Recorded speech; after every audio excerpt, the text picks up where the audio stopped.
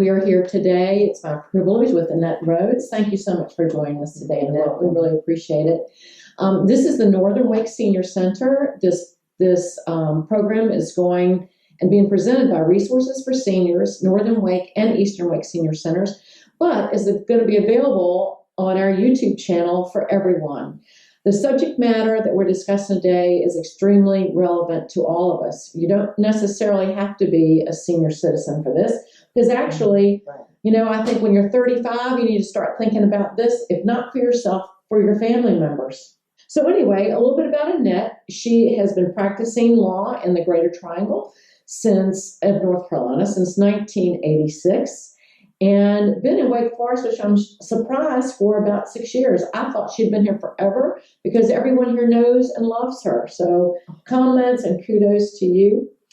We're going to do a series with Annette, so make sure that if you don't just listen to today's, you continue to listen. We're going to do a series of several subject matters over the next couple of weeks. And we're going to talk a little bit about estate planning, Medicare, Medicaid, estate administration, and small businesses, which tend to be what you focus on. Is that right? That's right. Well, with that said, why don't you get started with our subject today and talk a little bit about yourself? Okay, thank you.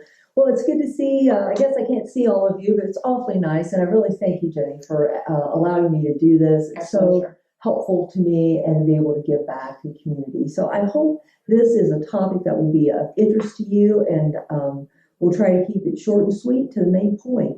So we're going to talk about our fiduciaries, and you might have heard that word. It's kind of big in the news right now. And we're going to talk particularly about the 4 fiduciaries or types of fiduciaries that you'll have when you do an estate plan. So the first one that people are interested in generally is the trustee. The trustee is the fiduciary of your trust. And if you look at the second page of what I would call the handout or whatever is coming with the YouTube there, you'll see just a little visual there that can help you. The next one is the executor, who is the person who handles your will, last testament. Then your healthcare agent is a person that you name in your healthcare power of attorney. And then the last one is the attorney in fact, commonly called the agent now, and that's for your general power of attorney. So we're not going to talk particularly about those documents, but really about fiduciaries in general and their role within each of these documents for your benefit and for the benefit of your heirs and beneficiaries. So, Jenny, the first thing about a fiduciary is that you want to choose someone, because these are people that you nominate. And just like you go to look for an attorney or look for a CPA or look for a financial advisor, you're trying to find someone who's going to do their job well for you, because you're not going to be here to control what they do. Generally, that's why you're appointing them. Right. So a trustee is somebody who manages the assets of a trust, and they do that for the benefit of the beneficiaries.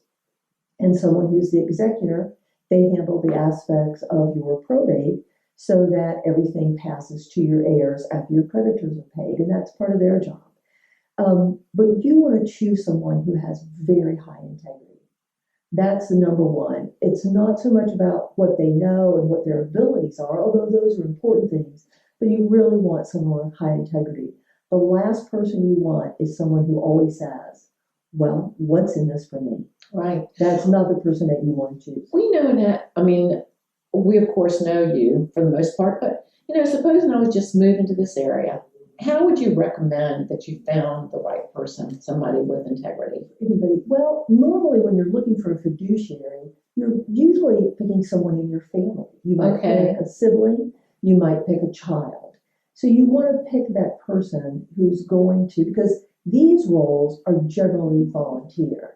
Now, for trustees, if you had a lot of money, and even for executors, a trust department in a bank is willing to step forward and be your trustee or be your executor, because they have people who are trained in this. They're almost really professionals who do this. So you could do that. You could name your attorney to be the executor, but usually I decline that because I think there's someone who would do it basically on a volunteer basis, and you can pay them. But I would say that under the statutory rules that have to do with compensation, it's probably really not enough compensation. Somebody does this for you because they care about you, because they want to help you. And that, so sometimes people choose friends to be trustees. It depends on what their needs are. But you really want to make sure that you choose someone of high integrity. Gotcha. To be your trustee. Now, the reason that you want someone with high integrity is because every person, when they're dealing with money or dealing with something that might influence money, or in terms of your healthcare agent, might be rather difficult to do, you want someone with high integrity because they have a conflict of interest, right? So when you choose someone who's going to handle your assets should you become incapacitated, and that would be your attorney in fact, under your general power of attorney, you want to choose somebody who's not going to be tempted, or who's going to be less tempted than perhaps others in handling your assets. Because I've certainly seen, after the fact, I've seen, people who trusted someone who was not trustworthy, and they used their assets not for the principal's sake. That would be you if you choose that person, right? It's the principal and the fiduciary. They owe a duty of loyalty to the principal, and some people just are not bound by that. They see the money and it's just way too tempting for them to start to spend it. They tend to spend a little bit and then they start spending a lot, and that's a real problem for them. That's a real problem for some people that's just not able to resist that temptation. Or they feel perhaps that it's not really being tempted.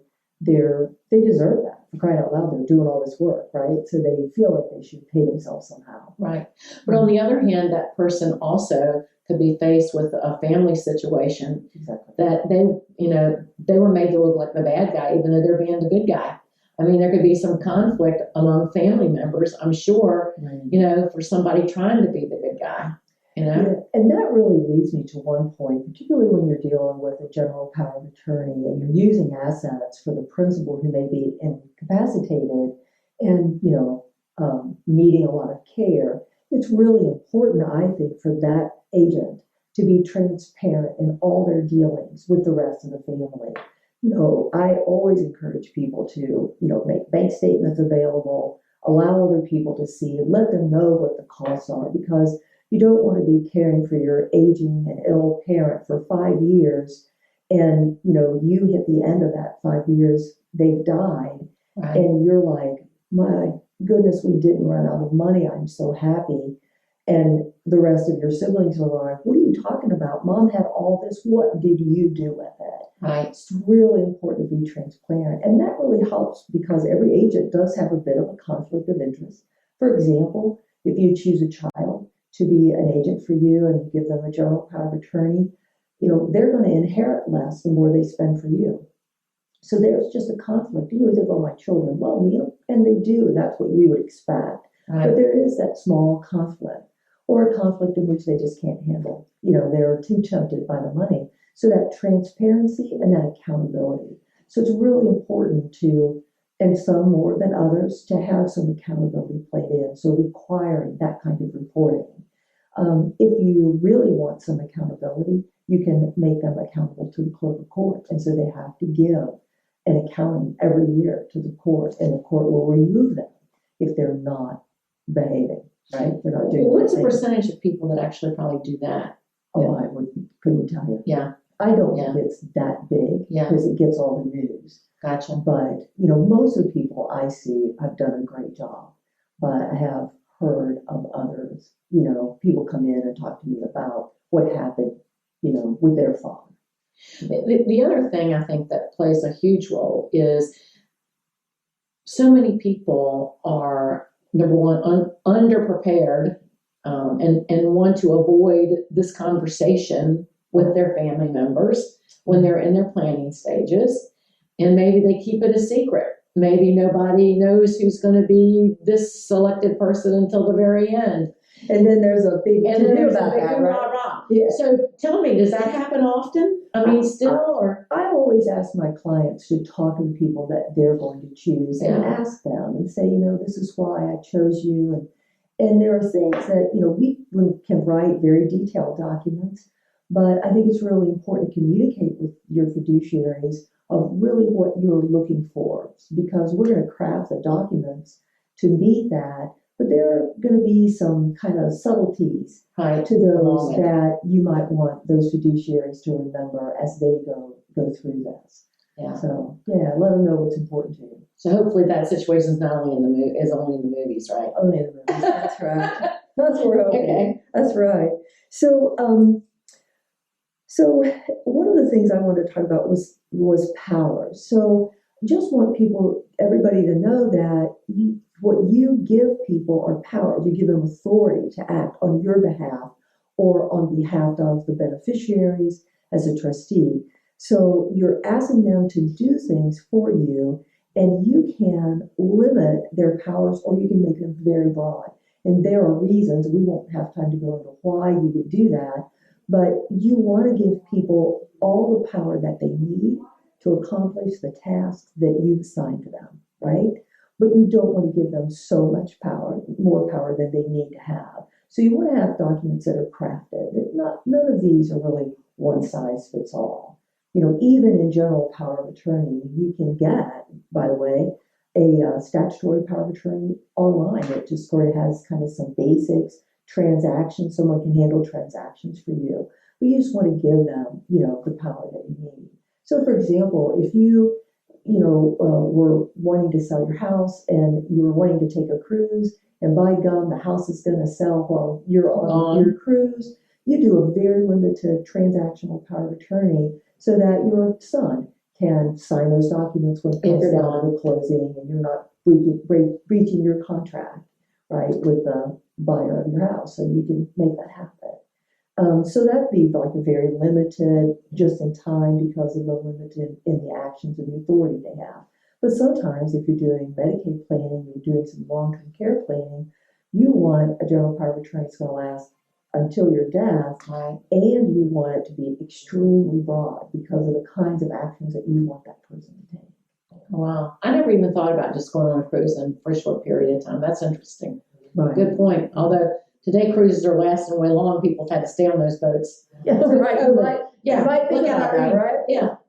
So that's pretty cute. Right. So we kind of talked about oversight. We talked about, so to kind of maybe reiterate that a little bit, is to have, if you have several children and you name your daughter to be your agent, then you would have her report to the others and just make a simple, when they request it annually, I want you to provide information to them. So that could be a very good thing. It helps hold people accountable, right? And people knowing that they're being held accountable, that's a good thing. But also it kind of helps, what do you call it, the hoorah-rah or something? Yeah. So it kind of limits that hoorah-rah when somebody, after 5, 6, 10 years says, well, wait a minute, why weren't you interested in this before? So I think it's really good to have some transparency and some oversight when you're working as a fiduciary. So what are some alternatives if you don't do estate planning, if you don't have these documents in place? So I really think that the most important documents for any person to have who's 18 years of older, because that's the adult age, is a general power of attorney and a healthcare power of attorney. And neither of those can come, or with a general power of attorney, it can always come into play. Like you go on a cruise, you're not incompetent, but often we set these up so that they only come into play when you can't handle your own affairs. So to have somebody to manage your finances when you're not able to is a really important thing, not just for seniors, but also for people who are young. Right. Because we don't know what life's going to throw at us. Right. What the alternative to that is not the best thing. It's not the worst thing, but it's also not the best. Let's say that I became incompetent and you were my, daughter, and you wanted to say, well, I've got to take care of mom, and what do I do? Well, you would have to go to the clerk of court and have me declared incompetent. That's the first thing. And by gum, I may have dementia, but I'm not incompetent. I'm going to think I'm not. I can handle everything. I just can't drive, right? And this is not an abnormal situation. It's not at all an abnormal situation. Those of us that have dealt with in geriatric care management, or even our family members, I mean, and they might tell you one day they're incompetent and the next day they've changed their mind. Yes. And so what happens is there's a hearing, there's a guardian ad litem. So it's a bit expensive for one thing, because you've got to pay several people, pay the court fees, that comes out of yours, that'd be coming out of my estate if I'm the alleged incompetent. And I have to be served by the deputy sheriff. So by gum, I'm going to be mad about it, right? So you set this up for just horrible conflict if you don't have a general power of attorney. So it's really important to have that, because once you're declared incompetent, then the clerk of court will appoint a guardian, and it would probably be you, my daughter, but you've already now, I'm angry, right? So if I plan ahead, just a simple general power of attorney that allows you to do things for me. What I normally recommend to seniors is that we have that effective immediately. But we have the fiduciary sign a document saying, I know I have immediate power, but I'm not going to exercise that unless one of three things happen. And I always think this, the last one's kind of funny to me. But the first one is, if I ask you to, since you get older, you can say, I've made a lot of mistakes balancing my checkbook, or I'm concerned about being scammed. So I'd rather you handle my money, and then they can't scam me if, you're handling my money, right? Yeah, maybe. And you can report to me, well, hopefully they're scamming you and not me. Yeah. So that would, might be helpful. I might have a small account. So I would just ask you, can you start doing these things for me? Handle my investments. Right. Give me a small checking account. I'll take care of that. So that's a really good thing. The second one is, if I became incompetent, Alzheimer's, then you can just step in with a doctor's letter that says, she's not able to handle her affairs. I don't have to be declared incompetent by the court and set up this adversarial, situation where I'm angry at you. And then the third one is if I just happen to be missing in action. I go on a cruise and we can't find the cruise boat, so that's always the one that's kind of funny to me, is just missing in action. Then you would just, step in, even though I'm not necessarily declared incompetent. And that's a really good thing. And if you have that immediate power, then your son or daughter can step in and just help you in any way that you want them to. And they've got the paper, the document that they can prove that they've got that authority. So, but again, remember, you want your fiduciary, in this case would be your attorney in fact or agent, to be a person of high integrity. Right? Because now they're managing your assets. Right. In a healthcare, so that's the first document I think everybody should have. The second document that people should have is a healthcare power of attorney, and perhaps an advance directive, which can be a separate document. We always combine them. And that healthcare agent makes healthcare decisions for you when you're unable to make healthcare decisions. It could be end-of-life decisions, or it could be just, you're in a coma and the doctor needs to know whether to do this surgery or this surgery. You want the riskier surgery or not. Somebody's got to sign the paperwork. It's ideal to have one person who's the point person make those decisions. But again, very much like the other situation, I encourage that person, if there's a family unit, to talk among the family so that everybody feels comfortable with those especially those end-of-life decisions. Right. The healthcare power of attorney is something that I think that is more important every day. And in my own experience, working with clients that are, elderly or clients in general, especially now with telehealth, I experience, and this is something maybe we can address today or maybe we want to come back and address, but let's just say that with what's happened, okay, I'm with a client in their homes who can't go to the hospital because they don't want to see them there because of COVID or because of another potential disease or whatever. So we're having to have a telehealth meeting, right? Mm-hmm. So they don't already have the person's power of attorney, healthcare power of attorney, right, with my name on it, but I'm sitting there with them, So from the HIPAA regulation, maybe we have to think about this question, but can I be on that telehealth conference with that person or not? If they're competent and they can authorize you to be there, you're fine. Okay. Right. As long as the doctor has that authorization, just like you could go in person and they say, this is my, geriatric care manager and I want her here with me. Right. That's a good idea. But let's say they're not. When they're not competent, you need the agent. And then the agent could authorize you, could do the HIPAA release. Right.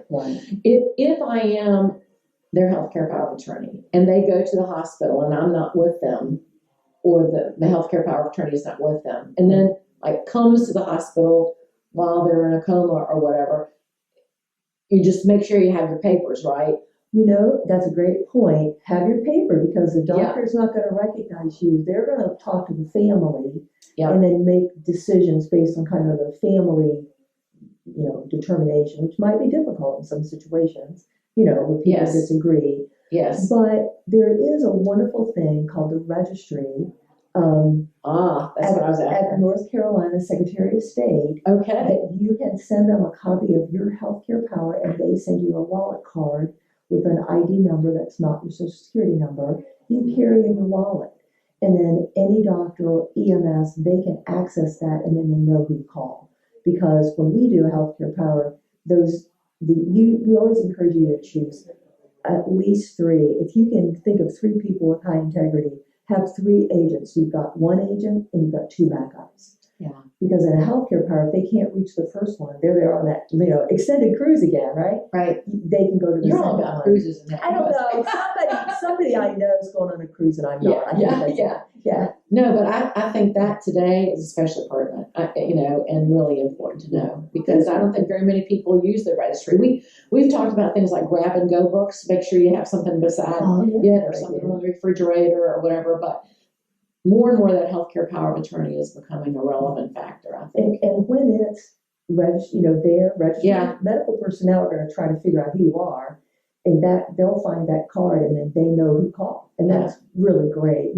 Better than a grab and go, because you might not be able to the hospital, not be able to grab. home. Right. So do you have a link maybe that you can include in some of this information? Oh, that's a great idea. Yeah, so we will, for those of you watching this, we do have Annette's handouts that will be a part of this and available to you, but I think that registry would maybe be a good thing That's to include. That's a great thing. You can find that at the North Carolina Secretary of State website as well. It's pretty easy to find. It's the healthcare registry. Be great. Yeah. Okay, good deal. Yeah, I'm glad you brought that up. All right, so alternatives to healthcare is that basically the doctor's going to look for the family and try to, figure out what the consensus of the family is, but also the limited powers. The powers are going to be limited by statute. We don't have time to go into that today, but you can do a healthcare power of attorney, and particularly with regard to life measures, like do you want to be, hand fed under certain conditions, that kind of thing. Right. Do you want artificial nutrition, hydration? The doctors your healthcare provider is going to be much more limited in what they cannot allow for you under that statute. And conversely, the statute might allow some things that your family could decide to do, or the doctors would think might be best for you, that you would not want.